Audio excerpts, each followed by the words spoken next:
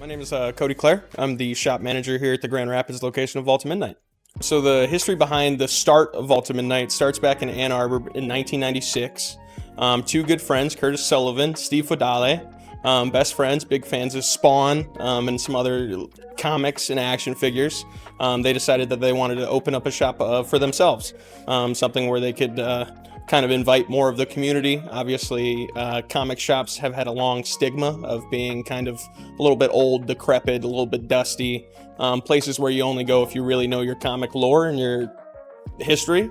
So what they wanted to do was start a comic shop that was kind of a little bit more inclusive, inviting for everyone.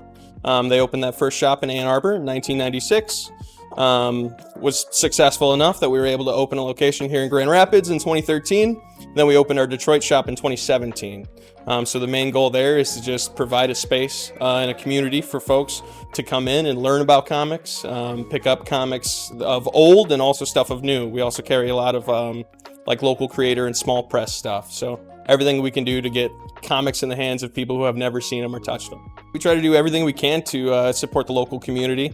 Every month we do board game nights over at a local spot, Broadleaf Underground. They're just over on Bridge Street. So that's an opportunity for folks to come who have maybe never played board games or maybe are avid board gamers but don't have like a steady play group. So we're over there every month. It's the third Thursday of every month. And we've got a group of dedicated game clerics and some employees who are there to teach people how to play games. That's obviously garnered a fair amount of interest with folks who have maybe never really played board games outside of like your typical Monopoly or Life, some of those ancient family games. We also have a spot up front that's dedicated to small press and local creator stuff. So we get all kinds of submissions from local people who are creating either zines or stickers or any kind of art, really. Not specifically just prints, but any kind of comic book related art. We have a couple local creators who make keychains, crochet some plush dolls and stuff like that. So we like to kind of just be and provide a space for local creators to showcase some of their art, some of their work, some of their passions. And then in the community writ large, our goal has always just been to be a safe and inviting space for everyone. So it wasn't until Julius reached out here to the shop that I had a chance to, obviously reading the email, saw the logo, something I've seen around town quite a few different places, but never really took the opportunity to go ahead and research myself. And I guess that's probably goes for a lot of us with just the overload of marketing you see everywhere.